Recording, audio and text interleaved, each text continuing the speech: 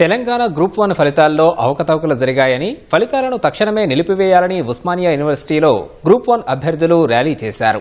OU library నుంచి arts college వరకు భారీ ర్యాలీ నిర్వహించారు. కేవలం 3 సెంటర్ల నుంచే 100 మందికి పైగా ఎంపికయ్యారని, ఇందులో ఖచ్చితంగా అక్రమాలు చోటు చేసుకున్నాయని అభ్యర్థులు ఆవేదన వ్యక్తం చేశారు. తెలుగు మీడియంలో 8,000 మంది పరీక్ష రాస్తే కేవలం 30 మందికి మాత్రమే ఉద్యోగాలు ఇచ్చారన్నారు. తెలంగాణలో తెలుగును నిషేధిస్తారా? తెలుగులో పరీక్ష రాసిన వారికి ఉద్యోగాలు ఇవ్వరా అంటూ ప్రశ్నించారు.